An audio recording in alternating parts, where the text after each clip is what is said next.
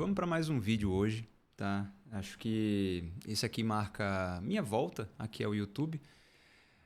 Há um ano, mais ou menos, eu comecei a gravar alguns vídeos e por diversos motivos acabei encerrando aí, dando uma pausa, né, nessa empreitada, mas por um motivo nobre, tá? Eu estava estudando, comecei a dar aula numa pós-graduação e aí estava me organizando. Enfim, não tem muito o que falar, foi um tempo que eu precisei, mas agora estou aqui de volta e pretendo ter uma frequência um pouco maior aqui na gravação dos vídeos, pra trazer conteúdo para vocês. Vai ser uma coisa assim mais orgânica, mais, né, um bate-papo. Eu vou desenvolver alguns assuntos aqui para a gente começar a trocar umas ideias. Queria muito que vocês participassem, colocassem aqui nos comentários o que vocês acharam do vídeo, sugestões de temas. E para esse primeiro vídeo aqui que a gente marca, que eu estou marcando essa volta aqui, eu pensei em falar sobre alguma coisa muito comum no consultório, alguma coisa que eu ouço de muitos pacientes. E como vocês já viram no título do vídeo, né, a gente vai falar sobre cansaço, sobre fadiga, tá? Que é uma queixa que eu acho que eu escuto de 90% dos meus pacientes, sabe? Então, esse tema é o que vai marcar o vídeo de hoje. E para começar, né, vamos entender o que é a fadiga, o que é o cansaço. A primeira coisa é entender, diferenciar, na verdade, a fadiga como um sintoma da síndrome da fadiga crônica, tá? A fadiga, como um sintoma, ela pode fazer parte, né, de muitas doenças. Aqui eu posso citar algumas, como anemias, né, seja ela por deficiência de vitamina, deficiência de ferro, causada por deficiências de cobre. A fadiga ela pode ser manifestação de doenças como câncer, pode ser uma manifestação da própria transição climatérica, menopausa, enfim. São muitas as apresentações. Mas a síndrome da fadiga crônica, a gente já tem critérios diagnósticos para ela. E também é uma outra coisa que é um diagnóstico de exclusão. A gente não pode simplesmente, frente ao cansaço, afirmar assim, ah, não, você tem síndrome da fadiga crônica. Tá? Então vamos entender. A síndrome da fadiga crônica, ela tem que esses sintomas eles têm que durar pelo menos 6 meses, tá? Eles têm que ser exacerbados com o esforço físico, tá? Então um esforço físico que o paciente geralmente não está habituado a fazer e, né, desencadeia um cansaço muito forte, alguma coisa que o paciente fica ofegante, dali em diante esse sintoma só piora, né? E também a presença de um sono não reparador, tá? Aquela sensação de que dorme, acorda cansado. Então, esses três critérios, eles têm que estar presentes. E todas as outras condições outras doenças que podem justificar o sintoma devem ser excluídas, tá? Então, isso é importante entender, porque se você chegou até esse vídeo e você tem cansaço, você tem fadiga, é interessante você entender que isso não é uma coisa que se resolve em uma consulta só. Então, fica aquela ansiedade, né? Eu já recebi pacientes que chegam para mim e falam assim, ah, doutor, eu fui num outro médico, falei para ele o que eu estava sentindo, mas ele me passou aqui algumas coisas, me pediu um monte de exame, mas não resolveu o meu problema. E eu geralmente retruco assim, eu falei, olha, você não deu nem tempo, não deu nem chance pro colega tentar, né? E já trocou de médico, a gente vai reiniciar a investigação, vai tentar adivinhar o que foi feito. Opa, bati aqui. Vai tentar adivinhar o que foi feito e não funciona muito bem assim, né? Então, a, a, a fadiga crônica ela tem que ser muito bem investigada. E a primeira suspeita, a primeira coisa, né, que o paciente vem falando é perguntando se não está faltando alguma vitamina. Nossa, isso é muito frequente. E eu sempre digo que tenha paz no coração de saber que dificilmente deficiências de vitaminas vão causar uma fadiga tão importante, tá? É a vitamina D, é a vitamina B12. fica-se muito nessa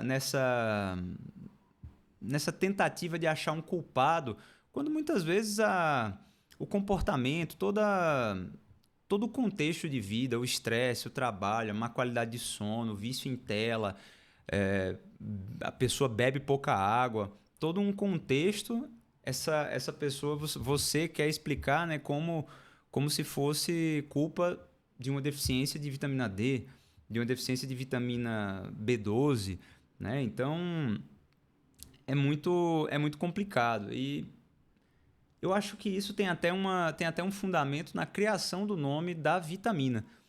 Que a vitamina ela foi criada para ser uma amina vital. Tá? As primeiras vitaminas que foram descobertas, elas tinham essa característica. E para quem não tem muita vivência com isso, né, ou para você que é paciente, que você veio aqui porque você sente fadiga e você busca ajuda, as vitaminas, quando elas faltam, né, as deficiências de vitaminas, elas abrem quadros clínicos muito mais exuberantes. Né? A deficiência da vitamina A, por exemplo, vai levar a uma cegueira noturna, né, perda da visão. Deficiência da vitamina C leva ao escorbuto, sangramentos gengivais. Então, são coisas que geralmente são mais graves do que um sintoma tão inespecífico quanto esse. A busca por, quero repor minhas vitaminas porque estou muito cansado, isso na maioria das vezes não conversa com a realidade. Né? Então, outra, outra curiosidade, né, que me veio à mente agora, até parei de falar, é que nem todas as vitaminas são aminas, né? As aminas que têm nitrogênio na fórmula. Então, na maioria das vezes, as vitaminas do complexo B, que são realmente vitaminas, mas vitamina C, vitamina E, vitamina A nem tem nitrogênio na fórmula e são chamadas de aminas. Mas isso é divaguei aqui, isso é papo para outro vídeo. Mas vamos pensar assim, tá, e aí, eu tô com cansaço, o que eu faço? Como começar a investigar isso aí, o que eu falo, o que eu faço? Existem muitas pesquisas, muitos trabalhos que tentam dar um norte para esse sintoma, né? Para essa queixa tão inespecífica. O primeiro de todos, talvez, assim, acho que o mais cômodo é atribuir à inflamação. Tem muitos trabalhos, né, que mostram que pessoas que têm fadiga crônica, síndrome da fadiga crônica, têm aumento de atividade inflamatória. E aí a gente tem parâmetros no sangue, né? Interleucinas, fator de necrose tumoral, TNF-alfa, interleucina 6, interleucina 10, que vão estar aumentados, né, nesses pacientes, mas uma pergunta que a gente tem que se fazer é: qual é o paciente hoje em dia que não está inflamado? Qual é a doença hoje que não está associada com inflamação? Então é muito genérico, tá? É uma afirmação muito genérica. Então, outra coisa, a doença lá do ano 2019, né, o corona. Muito se falou em fadiga pós-Covid, síndrome pós-Covid, tudo isso. E existe uma teoria por trás disso, a teoria da senescência vascular, né, onde o vírus poderia induzir um envelhecimento do vaso e aí prejudicar a função de barreira do vaso, permitindo uma leaky gut syndrome, né, uma síndrome do intestino vazado, e a partir daí sendo um mecanismo de disparo, de desbiose. Então, uma teoria, ao meu ver, muito elaborada, né, para tentar explicar uma queixa tão comum no consultório quanto essa, mas essa é a teoria. Né? Então, haveria ali, pela perda da função de barreira intestinal, uma maior translocação bacteriana, uma maior formação de LPS, né? E toda a Leaky Gut Syndrome. Né? Eu vou colocar uma figura aqui, ou já coloquei uma figura aqui para vocês verem o que é isso. E essa seria uma outra teoria, né? Então, uma origem intestinal aí para essa fadiga, para essa queixa de quem já teve a infecção pelo corona. Outra hipótese seria do eixo músculo-intestino, né? Que estaria alterado em pacientes com síndrome de fadiga crônica, em pacientes sarcopênicos, em pacientes que atingem critérios de fragilidade, né, que pontuam alto em critérios de fragilidade. Trabalhos que levantaram essa teoria falam sobre o uso da melatonina, né? A melatonina é um potente antioxidante, um potente anti-inflamatório, né? Então, reduzindo a inflamação, novamente voltando naquela teoria da inflamação crônica, melhora da função mitocondrial, então melhora da produção energética, né? Sempre que a gente fala em mitocôndria, a gente fala em metabolismo oxidativo, né? Produção de ATP em grande quantidade. Então seria essa uma teoria. Mas, assim, também não ajuda muito na propedêutica. Outra coisa muito... A fadiga, ela também é muito comum em pacientes que passaram por transplantes, né? Transplantes de células tronco hematopoéticas. Muitas vezes, essa é a principal complicação desses pacientes, né? Então, já é um perfil muito claro, né? O paciente que já fez um transplante, ele vai ter ali a queixa de fadiga e a gente até já espera isso. Mas foram mais a fundo, né, nesse estudo aí e já até estudaram a microbiota desse tipo de paciente, né, que já passou por um transplante e viram que a microbiota intestinal dos pacientes que fizeram transplantes de célula-tronco hematopoética de fato era diferente de uma pessoa que fez o transplante e não tinha fadiga. Só que o desenho desse estudo, ele só infere uma associação, você não consegue, pelo desenho do estudo, atribuir causa e efeito. Então, tentou-se explicar, né, a fadiga por uma possível desbiose, mas foi uma coorte, então isso vai inferir uma associação, mas causa e efeito a gente não consegue nesse desenho de estudo, né? Uma coorte é um tipo de estudo observacional, né, que a gente pega um grupo, né, de preferência o maior possível, e a gente expõe esse grupo a diversos fatores de risco e a gente vai observar os desfechos, né, para ver se determinado desfecho tem associação ou não com determinados fatores de risco. Tá? Quanto maior essa população, menor vai ser o grau de incerteza, mas nesse caso aqui desse estudo do transplante de célula-tronco, usaram só 30 pacientes, o que é muito pouco.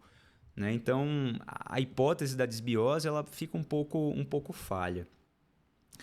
Mas depois de falar tudo isso, parece que no ambiente do consultório a modulação intestinal parece ser um caminho para ajudar, né, se você tem fadiga. Então, o que seria modular o intestino? É tratar bem o seu intestino. Tá? Então, assim, ter uma boa dieta rica em fibras, em grãos integrais, em fitoquímicos, comer bastante fruta, verdura, né? Ter uma dieta balanceada, ter uma regra, né? Ter uma boa educação alimentar para que as bactérias do teu intestino possam ser mais bem tratadas, tá? E a partir daí elas produzirem mais ácidos graxos de cadeia curta, para que você possa ter uma melhor saúde intestinal. A modulação intestinal é isso, seria devolver o equilíbrio, né? Quando a gente fala de modular, sempre essa palavra modular quer dizer devolver o equilíbrio.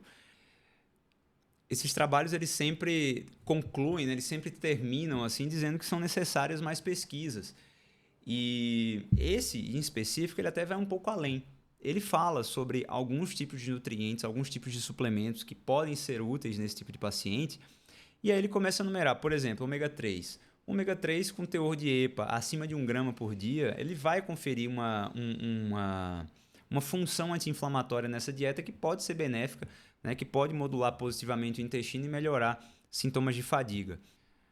A vitamina D otimizada, né, eu gosto sempre de manter ela ali entre 40 e 60, embora no último consenso que saiu aí, a gente está em março de 2025, saiu ano passado, ele já não é tão claro em recomendar dosagem, em recomendar quais níveis manter, assim, mas eu gosto de manter entre 40 e 60 e com uso diário, né? Hoje em dia já não se recomenda mais fazer o uso semanal, 50 mil unidades semanais, aí entre 800, 1.000 até 3.000 unidades por dia numa população relativamente saudável, vai manter aí níveis entre 40 e 60. Obviamente a gente dosa a 25-hidroxivitamina D, dosa o paratormônio, para tentar manter níveis otimizados aí. polifenóis, L-carnitina, glutamina, nada disso tem uma eficiência muito boa. Outra coisa que é importante é estudar o metabolismo, né? O metabolismo do ferro e de algumas vitaminas. Por exemplo, principalmente investigando anemia, tá? Por exemplo, deficiência de ferro pode levar a anemia ferropriva. E a anemia ferropriva, um dos primeiros sintomas é a fadiga. A deficiência de cobre também pode levar a sintomas como fadiga, deficiência de B12, anemias, né? B6, B9, B12, até o aumento da homocisteína, a hiperhomocisteinemia, né? Algumas fontes citam que a homocisteína acima de 10 pode ser também uma das causas de fadiga. Então, vocês veem que é um sintoma muito difícil de ser investigado. É uma investigação longa, tá? Que não se resolve de uma consulta para outra. Então, assim, existem muitos desafios ainda na investigação e no tratamento da fadiga, mas a gente sempre tem que entender que existe uma base antes de tudo isso, né? Então, boas noites de sono, controle de estresse, ingestão de água, dieta balanceada, um contexto dietético mais anti-inflamatório, exercícios físicos, resistidos e aeróbicos. Então, assim, um contexto de vida saudável pode ser o início, tá? Não necessariamente vai resolver no caso de todo mundo, até porque a gente, descartando tudo isso, a gente ainda tem a síndrome da fadiga crônica que pode explicar esse sintoma. Mas para 90% das pessoas, mudanças no estilo de vida, né, bons hábitos, bons costumes, podem resolver o sintoma na maior parte das vezes. Porque muitas vezes eu recebo pacientes que estão procurando uma explicação num exame de laboratório para algo que é mais genérico, né? Então, é aquela pessoa que dorme 4, 5 horas por dia, deita na cama e fica com o celular na cara, né? Recebendo aquela quantidade de luz aqui. Então, maus hábitos não se conversam muito bem com boa saúde. Então, ingerir pelo menos aí 30, 50 ml de água por dia, controlar o estresse. Eu sei que nem sempre isso é fácil. Eu moro em São Paulo, a vida aqui é bem estressante, né? Trânsito, perigo na rua, você está sempre preocupado, enfim. É um sintoma muito difícil de ser investigado, de ser tratado também, mas tem jeito, certo? Então, se você ficou até aqui, eu queria te agradecer, né, de ter prestigiado esse vídeo aqui até o final. Eu gostaria que você deixasse nos comentários se faltou alguma coisa, se você ainda tem alguma dúvida sobre isso, se você tem cansaço, se você tem essa fadiga, que a gente pode trocar uma ideia e você pode sugerir um tema para um próximo vídeo. E já não esquece, né? Deixa a tua curtida, se inscreve no canal, ativa o sininho, que isso já me ajuda demais. Então, até um próximo vídeo e tchau, tchau.